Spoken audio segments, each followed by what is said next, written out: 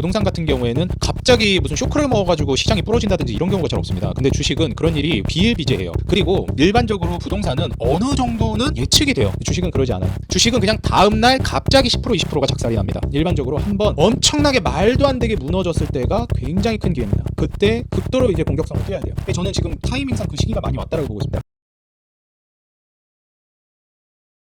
네, 반갑습니다. 주식장인 유튜브 구독자 여러분들, 주식장인입니다. 자, 이번 영상에서는 좀 시황 관련해서 지금 증시에 대해서 좀 말씀을 드리려고 합니다. 사실 솔직히 말씀드리면은 제가 지금 현재 뭐 인생 주식 코너라든지 뭐 기업 분석을 해드리는 이런 코너가 사실 조회수는 훨씬 더 잘 나오기도 하고 관심도 많이 가져주시는 것 같아요. 근데 그래도 채널을 이제 구독해가지고 뭔가 도움을 받기 위해서 저라는 사람을 이제 좀 도움이 된다라고 선택을 해주신 분들인데 그냥 지나가다가 이제 썸네일이 보여가지고 클릭하신 분들은 몰라도 저를 정기적으로 주기적으로 계속 봐오시는 분들은 좀 봤으면 하는 바람이 있는 그런 내용들이 있습니다. 사실 그냥 자극적으로 그래서 지금 무슨 종목이 좋은데 뭐 종목 얘기하는 거 사실 사람들 제일 좋아합니다. 근데 지금 판이 어떻게 돌아가고 있는지 이 정도는 기본적으로 좀 알고 해야 되는 게 있다라고 저는 생각을 해요. 아무리 뭐 좋은 아이템이라든지 뭐 좋은 물건이라든지 뭐 이런 것들이 있다 하더라도 종목이 있다 하더라도 그런 투자 상품이 지금 현재 판이 어떻게 돌아가는지를 전혀 알지 못하고 하는 거랑 그래도 어느 정도 이제 좀 파악을 하고 진행을 하는 거랑 굉장히 좀 천지 차이라고 생각을 합니다.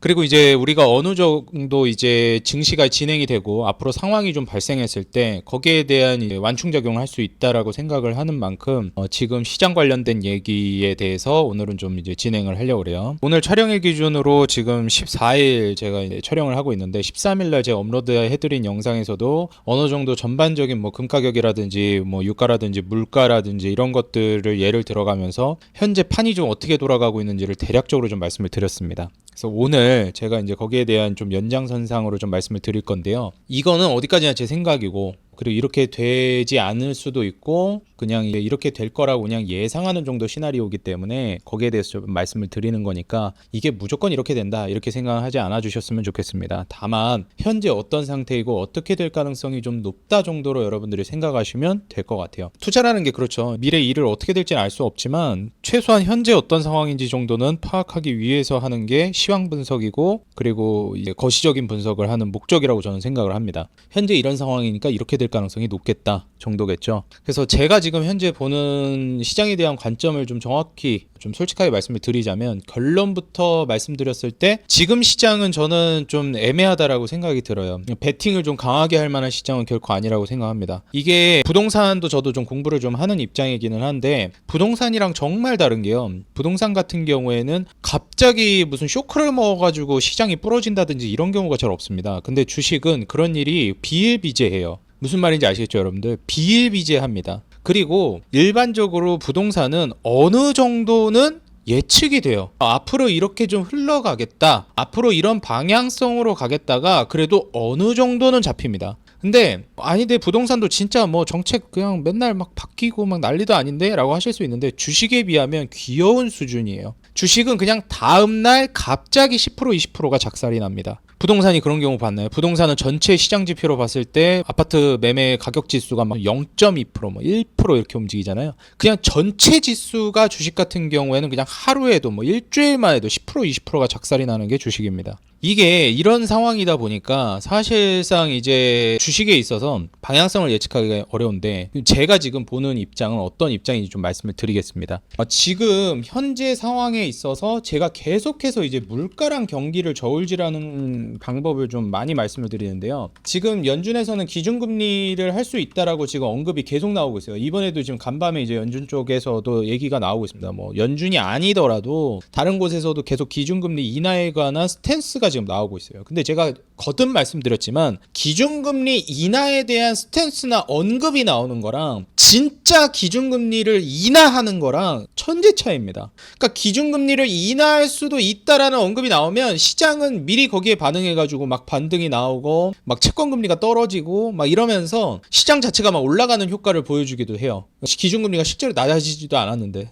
미리 막 반영을 하면서. 근데 이제 중요한 게 뭐냐면은 그렇게 되는 과정 안에서 진짜 기준금리를 인하할 때는 무슨 일이 발생하냐면 제가 말씀드렸지만 기준금리를 인상할 때랑 인하할 때 명분이 아주 명확합니다. 딱 하나예요. 기준금리를 인하할 때는 불경기라는 명분을 들 수밖에 없습니다. 그러면 기준금리 인하는 결과적으로 주식시장이 좋고 이 기준금리를 인하했기 때문에 투자시장이 활발해질 거다라는 거는 분명한 사실인데 중요한 건 뭐냐면 이 인하를 할 때가 문제라는 거예요. 이 명분이 불경기이기 때문에 이 명분 때문에 증시가 무너지는 경우가 많다는 겁니다. 아작이 나거나 부러지는 경우가 많다는 거예요. 그래서 제가 봤을 때는 사실상 이제 증시가 무너질 가능성이 분명히 존재는 한다는 겁니다. 근데 제가 보는 관점에서는 이렇게 부러지더라도 이 부러진 낙폭을 전부 다 회복시킬 거예요. 그 이상으로 올라갈 겁니다. 기준금리 인하가 시작되면. 그래서 기준금리 인하가 되는 시점에 증시가 부러지거나 무너지지 않았다 손 치더라도 투자를 해야 돼요.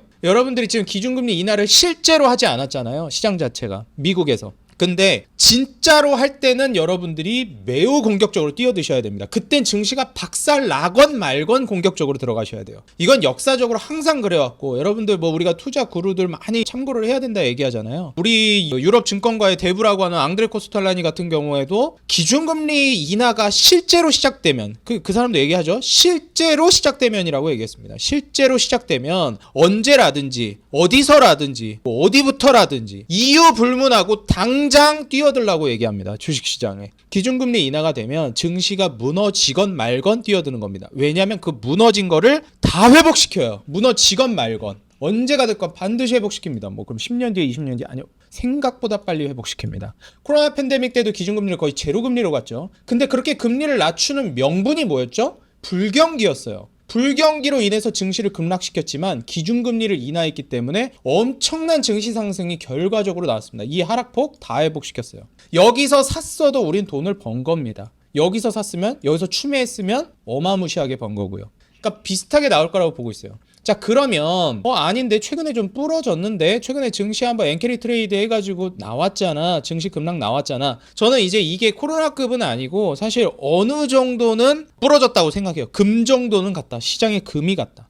근데 이제 시장이 한번 부러지는 게 이제 좋다 이런 얘기들을 많이 하잖아요. 한번 작살 낼 거면 빨리 작살 내는 게 좋다 이런 얘기들도 많이 합니다. 그러면 금리도 빨리 낮출 거고 그로 인해서 증시가 엄청나게 대세 상승이 나올 거니까. 근데 이제 중요한 건 뭐냐면은 금 정도 같습니다. 최근에 이제 엔캐리 트레이드 관련해가지고 얘기 나온 건 일단 굉장히 빨리 이제 일본이 번복을 했고요. 그리고 중요한 게 저는 금 정도 같다라고 표현하는 이유가 뭐냐면 우리가 일반적으로 창조적 파괴라고 얘기하죠. 어느 정도 파괴가 이루어져야 증시가 크게 또 올라가기도 합니다. 그 이유 중에 하나가 이제 거품을 좀 걷어내는 효과가 있기 때문에 그래요. 거품을 걷어낸다는 게 어떤 걸 얘기하는 거냐? 주식시장에서 거품은 바로 신용잔고를 이야기합니다. 일반적으로 고객 예탁금을 가지고 내 돈을 가지고 내가 주식 투자해가지고 하는 돈이 늘어나고 이 예탁금, 내 돈 가지고 투자하는 금액이 늘어나면 시장에 돈이 많아지면 그 시장은 좋은 거예요. 거품이라고 볼 수도 없습니다. 근데 빚으로 투자하는 돈, 신용잔고가 늘어나게 되면 이건 거품이라고 볼 수 있습니다.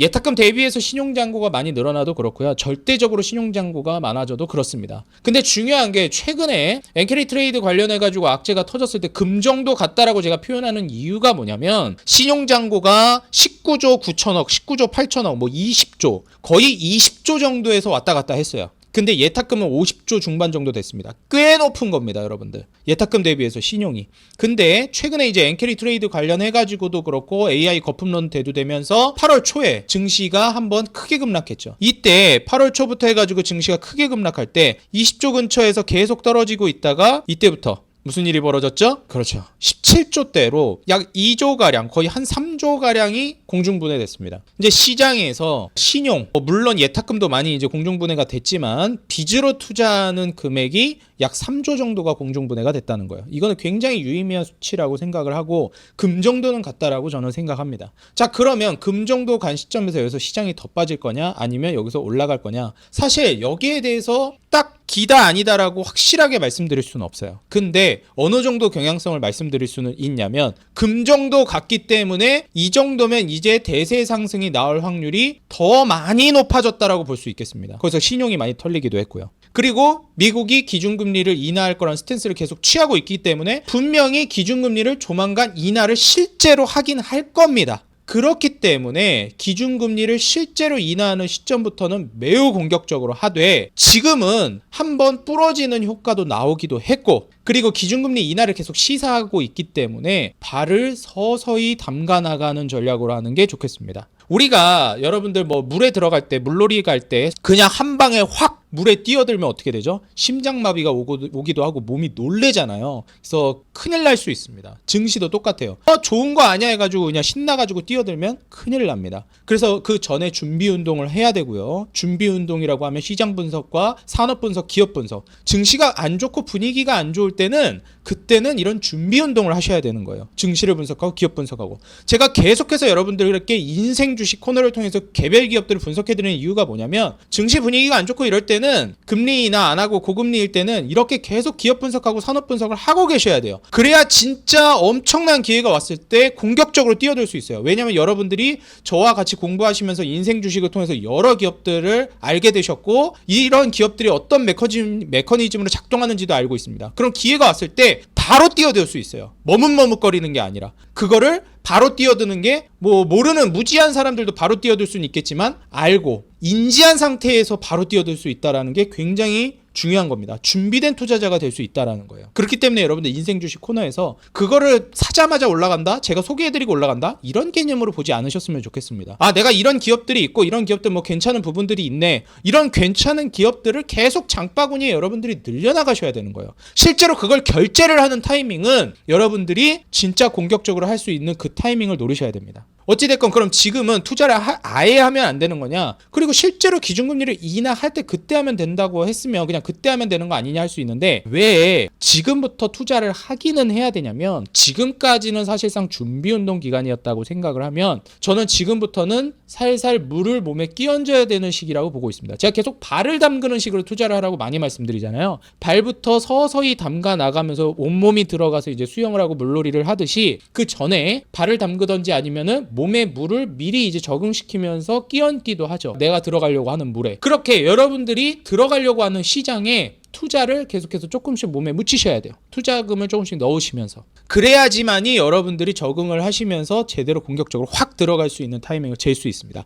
이 정도 온도구나. 지금 확 들어가도 되겠다. 이거를 조금 끼얹어보고 발을 좀 담가봐야 그 온도라든지 어떤 물의 흐름이라든지 이런 걸 느낄 수 있는 거지, 그냥 냅다 뛰어들기 전에는 알 수 없다는 거예요. 그렇기 때문에 지금 현재 상황을 제가 좀 비유해서 말씀을 드리자면, 일단 어느 정도 금이 갔고 낙폭도 꽤나 키웠고, 거기에다가 금리 인하도 조만간 할 거라는 거는 어느 정도 우리가 인지할 수 있는 부분이고, 왜? 그거는 제가 지난번 영상에서 말씀드렸죠. 물가는 낮아질 수밖에 없기 때문에 그래요. 금리 인상을 할 명분이 어디에도 없습니다. 그리고 금리 인하를 해도 될 만큼 물가가 많이 낮아지고 있어요. 그리고 더 낮아질 거예요. 왜? 경기가 그만큼 부러졌거든요. 지금 미국 같은 경우에도 그렇습니다. 그렇기 때문에 솔직히 미국만 안 부러지면 다른 나라가 얼마든지 부러져도 그냥 금리 인하 안 할 수도 있어요. 근데 미국이 부러지고 있습니다. 그래서 이 부분을 고려해야 돼요. 근데 중요한 게 뭐냐면은, 거기서 스무스하게 금리 인하를 조금 일찍 해가지고 그냥 바로 살릴 수도 있습니다. 부러지지 않는 선에서. 이 정도 부러진 거로 끝내고 올라갈 수도 있어요. 근데 실제로 기준금리 인하를 하는 그 타이밍에 불경기 이슈가 너무 심각해지고 미디어에서 온갖 그렇게 이제 막 도배를 해버리다 보니까 시장이 이제 좀 줄줄 흘러내리면서 무너질 수도 있습니다. 하지만 부자들은 이거 신경 안 쓰고 금리 인하를 확인하고 엄청나게 돈을 때려 부을 거예요. 여러분들이 그때 때려 부으셔야 됩니다. 증시가 어떻게 되건 가격이 어떻게 되건 상관하지 말고 좋은 주식, 매출 늘어나고 이익 늘어나고 이익률 늘어나는 기업들 담으셔야 되는 거예요. 단순히 아무 기업이나 담는 게 아니라. 그죠? 어떤 기업들을 봐야 되냐, 이런 것들도 제가 이제 강의를 통해서 지금 준비를 하고 있는데, 그런 것들을 여러분들이 보셔야 된다는 겁니다. 그래서 지금 현재 지수는 신용도 어느 정도 털렸다, 거품이 어느 정도 걷어내졌다, 그리고 지수 자체도 전반적으로 어느 정도 부러지는 모습을 보여줬다. 금리 인하 곧 할 거다. 금리 인하를 실제로 할 때 불경기 이슈로 떨어질 가능성이 있겠지만, 어차피 이 하락분을 만회하고도 남을 정도로 올라간다. 금리 인하가 시작되면. 그렇기 때문에 지금부터는 조금씩 담아나가는 게 좋겠다. 이렇게 말씀을 드리는 겁니다. 온기가 조금씩 확산될 가능성이 높아요. 그리고 이제 주식이 굉장히 아이러니한 게, 부동산 같은 경우에 이제 조금씩 뭐 수도권부터 뭐 강남부터 해가지고 점점 그 온기가 확산된다고 얘기하잖아요. 주식은 그러지 않아요. 일반적으로 한번 엄청나게 말도 안 되게 무너졌을 때가 굉장히 큰 기회입니다. 그때 극도로 이제 공격성을 띄워야 돼요. 저는 지금 타이밍상 그 시기가 많이 왔다라고 보고 있습니다. 그리고 시기상으로도 그래요. 일반적으로 증시 사이클이 대략적으로 3년 주기 사이클로 돌아가거든요. 과거 역사를 봐도 일반적으로 뭐 크고 작은 그 흐름이야 있겠지만 이 흐름 보이세요? 요런 이제 흐름 자체가 3년 주기 사이클을 보통 떼요. 이 11년도부터 해가지고 뭐 14년도, 15년도 이때도 좀 그런 게 있긴 했었지만 일반적으로 3년. 무조건은 아닙니다. 일반적으로요. 좀 길어지면은 연장되는 경우도 있는데 일반적으로 3년 주기 사이클로 돕니다. 근데 고금리를 하면서 증시가 조정 나오고 불경기가 되고 어려운 지가 벌써 증시는 21년도부터 이미 무너졌고요. 경기가 불경기가 나오면서 어려웠던 지는 최소 2년에서 3년이 지났습니다. 21년도까지는 경기 좋았잖아요. 그렇기 때문에 사실 22년도부터라고 손 치더라도 이미 2년 이상 불경기가 지속됐습니다. 그래서 앞으로 1년 안에는 호경기로 나아갈 가능성이 굉장히 높고 투자를 하기에 있어서 시기상으로도 기간상으로도 이미 하락 모멘텀이 많이 반영이 되어 있다. 투자를 시작해야 한다. 그리고 공격적으로 확 들어가는 게 아니라 물을 끼얹듯이 발을 담그듯이 시작하셔야 된다. 그럼 확 뛰어들어야 되는 단계가 언제냐? 기준금리를 인하를 진짜로 실제로 시작할 때입니다. 그때가 되면 또 여러분들하고 같이 영상을 통해서 제가 계속해서 시장 상황을 전달해 드리도록 하겠습니다. 이 영상을 여러분들이 뭐 얼마나 보실지 모르겠어요. 근데 중요한 거는 지금 중동 쪽에서 전쟁이 그렇게 나고 있는데도 유가가 안 올라갑니다. 수요 위축 때문에. 원유가 그렇게 수요가 위축됐다는 걸 뭘 의미하냐면요. 경기가 무너졌다는 거예요. 경기가 불경기라는 겁니다. 이거는 전쟁을 이길 정도의 불경기라는 뜻이에요. 유가가 안 올라간다는 거는. 실제로 그러면은 뭐 얘네가 증산을 했냐? 증산 못하죠. 감산한다고 하고 있는데. 근데 이제 여기에서 무슨 얘기까지 나오고 있냐면 지금 미국에서 증산한다 이런 얘기 나오고 있죠. 이제 나중에 뭐 중동 쪽에서는 증산 안 한다 이런 얘기 하고 있는데 그렇게 되면 유가가 더 떨어질 수도 있습니다. 그러면 정말 아이러니하게도 불경기 때문에 물가가 낮아졌는데 수요가 떨어지면서 이 저물가는 반대급부로 호경기를 불러오는 효과를 가지고 있습니다. 왜냐하면 자금 조달 비용이 저렴해지니까 사업하기 좋아지고 기업하기 좋아지고 투자하기 좋은 환경이 돼요. 물가가 낮아지면. 그래서 반대급부로 정말 불경기가 저물가를 불러왔는데 그 저물가가 반대급부로 호경기를 불러옵니다. 그래서 지금 현재 상황으로 놓고 봤을 때 저는 물가가 잡혀나가고 있고 간밤에 PPI 발표가 있었죠? PPI 역시도 예상치 하회했습니다. 중동에서 전쟁이 저렇게 일어났는데도 생산자 물가 지수가 하회했어요. 오늘 밤에 이제 또 생산자 물가 지수 미국에서 발표가 될 텐데 아마 제가 봤을 때는 뭐 예상치를 상회하거나 그러진 않을 것 같습니다. 그냥 어느 정도 그냥 예측된 범위 안에서 하방 안정성을 띌 가능성이 높다고 보고 있어요. 뭐 유가가 안 올라가는데 도리가 없어요. 사실상 돈을 무자비하게 막 풀 수도 없는 노릇이고 더 이상 돈 풀 수 없다 이런 얘기들이 많이 나오잖아요. 지금 미국에서도 사실 연준에서 기준금리 낮추면서 돈 풀기를 했는데 정부 쪽에서도 이제 돈 풀기를 하면서 2차 돈 풀기를 또 했단 말이에요. 이 한계에 봉착했어요. 이제 더 이상 못 풉니다. 이제 그래서 현재 상황에서 돈 풀기로 경기를 밀어올리는 게 또 안 되니까 이제 금융정책 그 다음에 재정정책 다 썼잖아요. 돈 풀기 카드 2개 다 썼습니다. 미국은. 그러면 이제 경기 무너져야죠. 실제로 무너지고 있고 물가는 이제 앞으로 낮아질 거고 돈 풀기 이제 못하니까 할 거 다 했고 그럼 이런 상황에서는 기준금리 인하가 실제로 그래서 할 거라고 얘기가 나오는 이유가 여기에 있다. 실제로 할 가능성이 매우 높다. 그때 여러분 공격적으로 하시고 지금부터는 발을 담그셔야 된다. 그럼 어디에 담가야 된다? 제가 계속해서 강조드리지만 금리 인하 시작되면 제약바이오 무섭게 올라갈 겁니다. 이번에 최근에 이때 부러졌을 때 외국인이 한국 시장에서 제일 많이 담은 업종이 제약바이오입니다. 제약바이오 담으셔야 되고요. 그 다음에 어렵겠지만 공부하셔야 됩니다. 제약바이오는 재무만으로 또 표현되지 않는 부분들이 있기 때문에 제가 그런 거는 또 개별적으로 기업 분석을 좀 해드리면서 설명을 많이 좀 드리도록 할게요.